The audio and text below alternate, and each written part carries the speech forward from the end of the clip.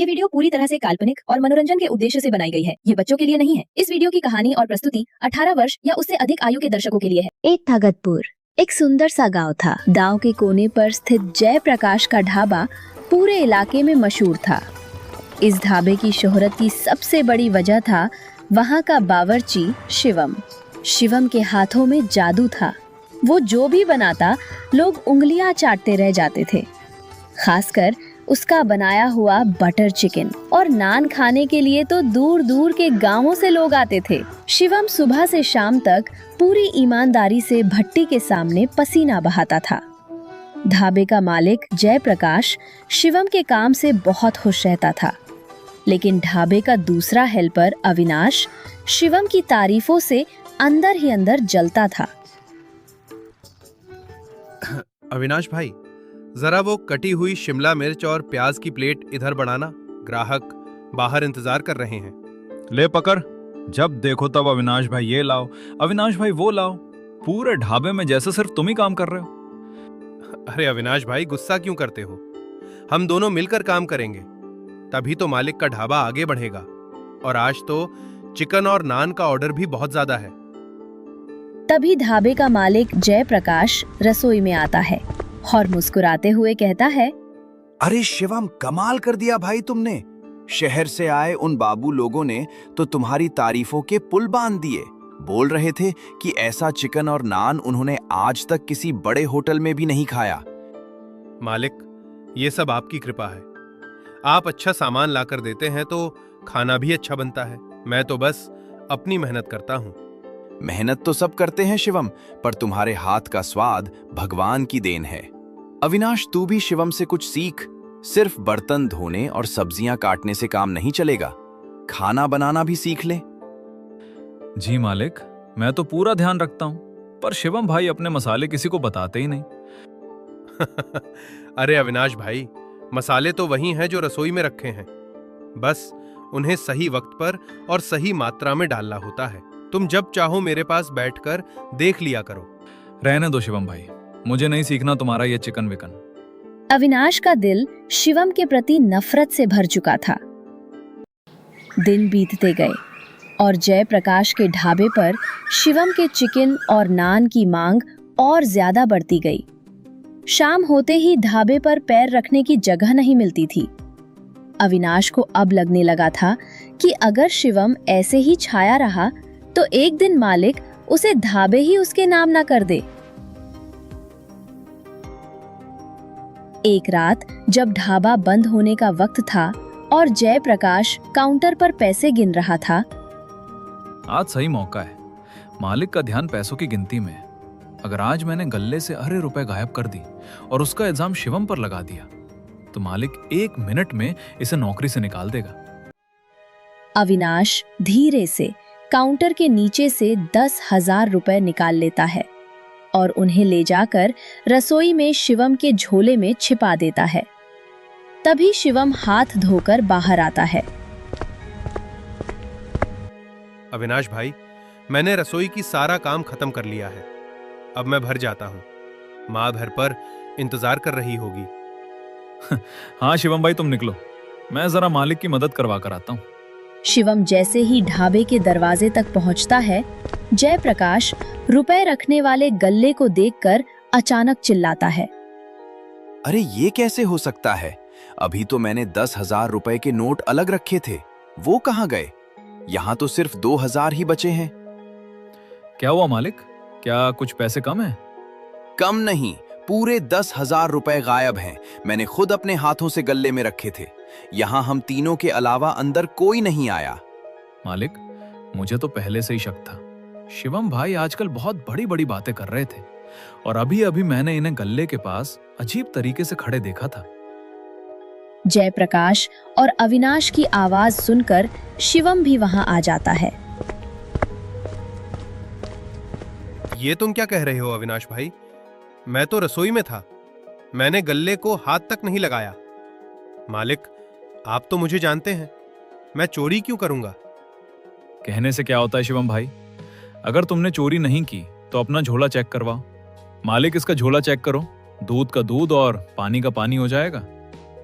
मालिक, देख लीजिए, मेरा दिल साफ है, मुझे कोई डर नहीं है।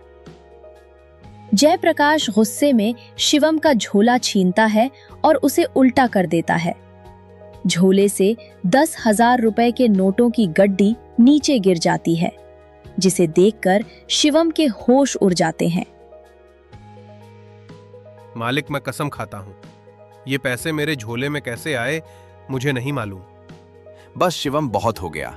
मैंने तुझ पर अपने भाई से ज्यादा भरोसा किया और तूने मेरे साथ ऐसा किया। आज के बाद मुझे अपनी शक्ल मत दिखाना। ढाबे से निकाले जाने के बाद शिवम पूरी तरह टूट चुका था। बेकसूर होने के बावजूद उस पर चोरी का कलंक लग गया था। पूरे गांव में ये बात फैल गई कि शिवम ने जयप्रकाश के ढाबे पर चोरी की है। शिवम कई दिनों तक घर से बाहर नहीं निकला। उसकी बूढ़ी माँ ने उसे हिम्मत दी। शिवम ने तय किया कि वो हार नहीं मानेगा। उसने घर के कुछ गहने गिरवी रखकर एक छोटा सा ठेला खरीदा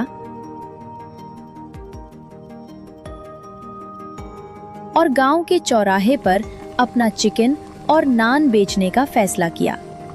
तभी गांव के मुखिया जी वहां से गुजरते हैं।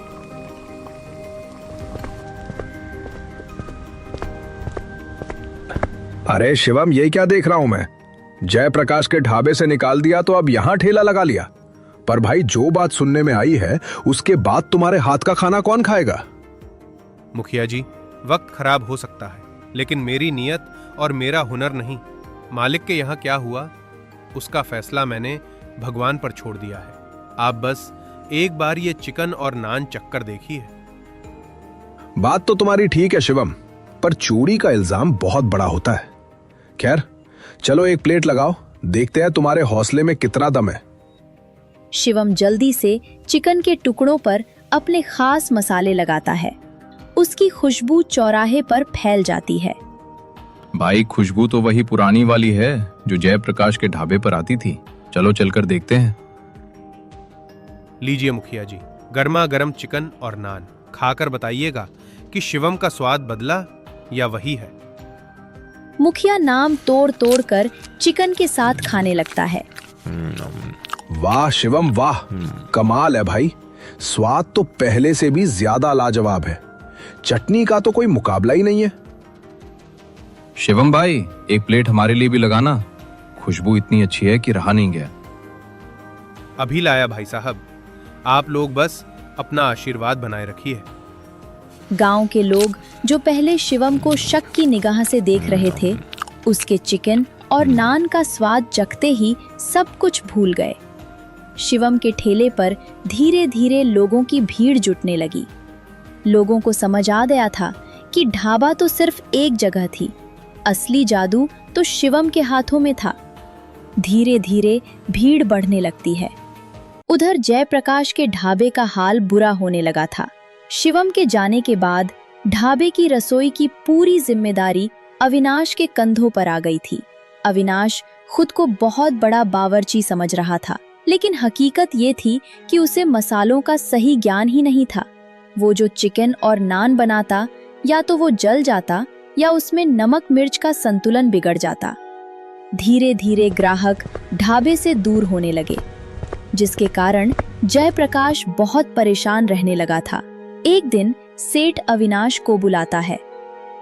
अविनाश, ओ अविनाश, इधर आ जरा। जी मालिक, क्या हुआ? क्यों चिल्ला रहे हो? ये देख रहे हो, शाम के 4 बजे बज रहे हैं और एक भी ग्राहक ढाबे पर नहीं है। कल शहर से जो शर्मा जी आए थे, उन्होंने तुम्हारा चिकन और नान खाकर थूक दिया। कह रहे थे कि ऐसा घटिया चिकन आज तक नहीं खाया। मालिक, मैं तो वही मसाले डाल रहा हूँ जो शिवम डालता था। अब इन ग्राहकों की आदत ही खराब हो गई है। शिवम ने इन्हें कुछ ज्यादा ही लाड़ प्यार में बिगाड़ दिया था।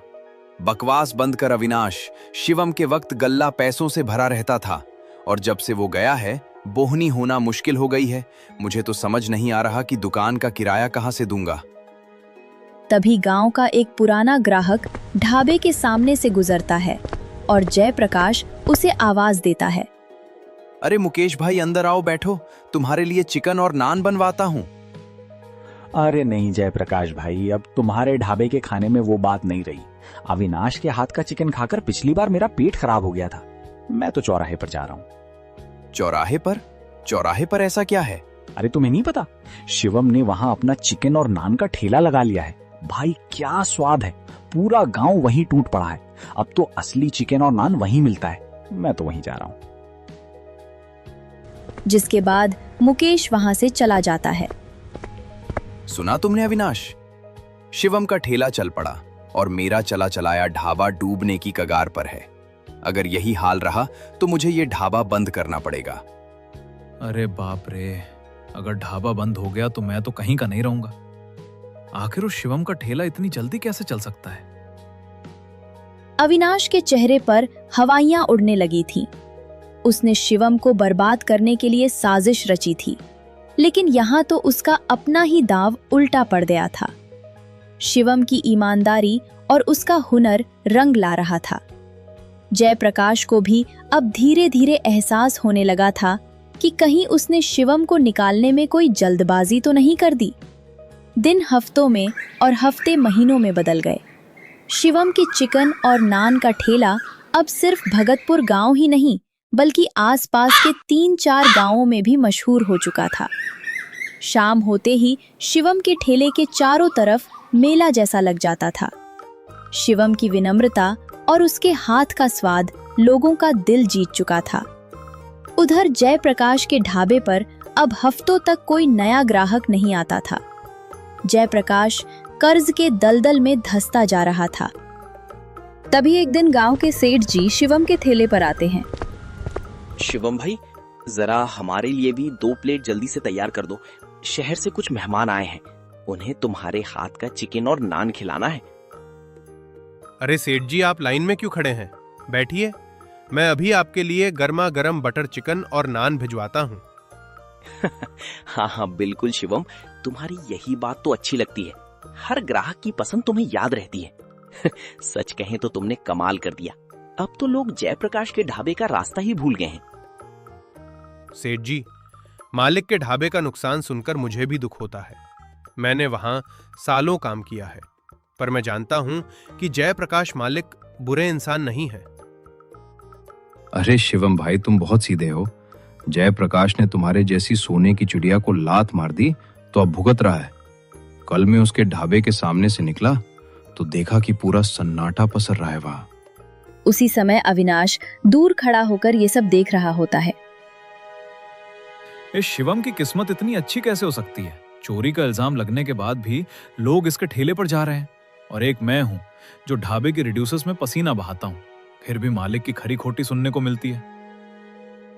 अविनाश ने बहुत कोशिश की कि वो शिवम के ठेले के बारे में गांव में कुछ और गलत अफवाहें उड़ाए, लेकिन शिवम के साफ सुथरे काम और बेहतरीन स्वाद के आगे अविनाश की एक ना चली। लोग अब अविनाश की बातों पर ध्यान भी नहीं देते थे। जयप्रकाश का ढाबा पूरी तरह घाटे में चल रहा था। तभी एक सुबह जयप्रकाश ने भारी मन से एक बड़ा फैसला लिया। अविनाश, बस करो। अब इन बर्तनों को समेटने का कोई फायदा नहीं है। उनका आखिरी दिन है। कल से ढाबे पर ताला लग जाएगा। क्या मालिक, आप ये क्या कह रहे हैं? ढाबा बंद हो जाएगा तो मेरा क्या होगा? मैं कहाँ जाऊंगा? मेरी नौकरी का क्या? तुझे तेरी नौकरी की पड़ी है। यहाँ मेरा सब कुछ बिक गया। जब से शिवम गया है, इस ढाबे की बरकत ही खत्म हो गई। तूने कहा था कि तू शिवम से अच्छा खाना बनाकर दिखाएगा। क्या हुआ तेरे दावों का? एक ग्राहक को तू रोक नहीं पाया। मालिक, मैंने तो पूरी कोशिश की थी, पर वो शिवम, उसने कोई जादू कर दिया है गांव वालों पर। चुप कर अविनाश। शिवम जैसा भी था, पर उसके हाथों में बरकत थी। वो अपने काम के प्रति ईमानदार था। और तूने सिर्फ बातें बनाई। आज मेरे पास तुझे देने के लिए फूटी कौड़ी भी नहीं है। अपना सामान उठा और यहाँ से निकल जा। मालिक, ऐसा मत कीजिए। इस उम्र में मुझे कौन नौकरी देगा? मैं बर्बाद हो जाऊंगा मालिक। मैं खुद बर्बाद हो चुका हूं अविनाश। मैं शहर जा रहा हूं और वहां कोई छोटा मोटा काम देखूंगा। तुम अपना रास्ता देख लो। जयप्रकाश ने ढाबे पर बड़ा सा ताला लटकाया और स्टेशन की तरफ चल दिया। अविनाश वहीं सड़क पर खड़ा होकर बंद ढाबे को देखता रह गया। जिस शिवम को बर्बाद करने के लिए उसने ये जाल बुना था, उस जाल में वो खुद ही फंस चुका था। अब अविनाश के पास न नौकरी थी और ना ही गांव में कोई उसकी इज्जत करने वाला था। ढाबा बंद हुए 1 महीना बीत चुका था। गांव में शिवम के खिलाफ झूठी अफवाहें फैलाने के कारण कोई भी अविनाश को अपने यहाँ काम पर रखने को तैयार नहीं था। अविनाश के पास जो थोड़े बहुत पैसे थे वे भी खत्म हो चुके थे। बड़े भाई, अरे ओ बड़े भाई, जरा सुनो तो। भाई, सुबह से पेट में अन्न का एक दाना नहीं गया है। क्या तुम्हारे यहाँ में कोई छोटा मोटा काम मिल जाएगा? तुम्हें काम दूं? अरे अविनाश, जिस थाली में खाते हो उसी में छेद करते हो। भले ही जयप्रकाश ने शिवम पर इल्जाम लगाया, पर गांव के सब लोग जानते हैं कि शिवम के जाने के बाद ढाबा तुम्हारी वजह से डूबा है। तुम जैसे काम चोर और मतलबी इंसान को मैं अपने गोदाम के आसपास भी भटकने ना दूं। भाई, मेरी गलती क्या थी? खाना अच्छा नहीं बना तो इसमें मेरी क्या गलती? मैंने तो मेहनत की थी। मेहनत बातों में नहीं, नियत में होती है अविनाश। शिवम को देखो, आज उसका ठेला नहीं बल्कि एक बड़ी दुकान बनने जा रही है। लोग उसके पास खुशी खुशी जाते हैं, और एक तुम हो कि मांग कर खाने की नौबत आ गई है। सब शिवम शिवम शिवम ही करते रहते हैं। पर बात सही है, मैंने शिवम का बुरा चाहा, पर शिवम का तो कुछ नहीं बिगड़ा, उल्टा मैं सड़क पे आ गया। क्या सच में मेरी जलन ने ही मुझे बर्बाद कर दिया? अविनाश को अब धीरे धीरे अपनी गलती का एहसास होने लगा था। भूख और अकेलेपन ने उसका घमंड चूर चूर कर दिया था। सामने कुछ दूरी पर शिवम का ठेला लगा हुआ था। मैं कितना बड़ा पापी हूं। शिवम ने कभी मेरा बुरा नहीं चाहा। जब मैं रसोई में काम बिगाड़ता था तो वो चुपके से उसे ठीक कर देता था ताकि मालिक मुझे ना डांटे। और मैंने चंद रुपयों और अपनी जलन के चक्कर में उस बेकसूर पर चोरी का इल्जाम लगा दिया। तभी शिवम की नजर अविनाश पर पड़ता है। शिवम एक प्लेट में चिकन और नान लेता है, लेकर अविनाश के पास आता है। अविनाश भाई, बहुत ठंड है, ये लो, पहले कुछ खा लो, शरीर में कुछ जान आएगी। शिवम, तुम मेरे पास आए हो? तुम्हें मुझसे नफरत नहीं है? तुम्हें पता नहीं कि गांव वाले मेरे बारे में क्या कहते हैं? अविनाश भाई, दुश्मनी और नफरत से पेट नहीं भरता। तुम भूखे हो और एक बावर्ची के सामने कोई भूखा रहे, ये बावर्ची का अपमान है। नहीं शिवम, तुम नहीं जानते। जयप्रकाश के ढाबे पर वो 10,000 रुपए तुमने नहीं बल्कि मैंने चुराए थे। मैंने ही उन्हें तुम्हारे झोले में छिपाया था ताकि मालिक तुम्हें नौकरी से निकाल दे। अविनाश ने आखिरकार रोते रोते अपना गुनाह कबूल कर लिया था। शिवम चुपचाप खड़ा अविनाश की बातें सुन रहा था। शिवम के चेहरे पर गुस्सा नहीं बल्कि अविनाश की ये हालत देखकर एक अजीब सा दर्द था। अरे ओ अविनाश, तो असली चोर और मक्कार तू था। हम सब बेकार में शिवम को भला बुरा कहते रहे। तूने एक भले इंसान की रोजी रोटी छीन ली और जयप्रकाश का चला चलाया ढाबा भी बंद करवा दिया। मुखिया जी, इस आदमी को पुलिस के हवाले करो। इसने गांव का नाम बदनाम किया है। इसकी वजह से जयप्रकाश भाई को अपना घर बार छोड़कर शहर भागना पड़ा। मुखिया जी, मुझे जो सजा देनी है दे दो। मुझे पुलिस को पकड़वा दो या गांव से निकाल दो। पर सच यही है कि मैंने शिवम भाई के साथ बहुत गलत किया है। ठहरिए मुखिया जी, रुक जाइए। अविनाश भाई को पुलिस के हवाले मत कीजिए। ये तुम क्या कह रहे हो शिवम? इसने तुम्हारी जिंदगी बर्बाद करने की कोशिश की और तुम इसे बचा रहे हो। मुखिया जी, भगवान के घर में देर है, अंधेर नहीं। अविनाश भाई को उनके किए की सजा पहले ही मिल चुकी है। भूख और बेबसी से बड़ा कोई दंड नहीं होता। अविनाश भाई, अगर मैं आज तुमसे बदला लूंगा तो मुझ में और तुम में क्या फर्क रह जाएगा? अब चलो, कल सुबह से तुम्हें एक नया काम शुरू करना है। अविनाश का घमंड पूरी तरह टूट चुका था और वो अपनी ही नजरों में गिर चुका था। शिवम की इस दयालुता ने गांव वालों का दिल जीत लिया। जो शिवम पहले सिर्फ अपने स्वाद के लिए जाना जाता था, आज वो अपनी दरिया दिली के लिए सबका चहेता बन गया। अविनाश की आंखों में अब एक नया बदलाव था। उसने ठान लिया था कि वो अपनी बची हुई जिंदगी शिवम की सेवा और अपनी गलती को सुधारने में लगा देगा।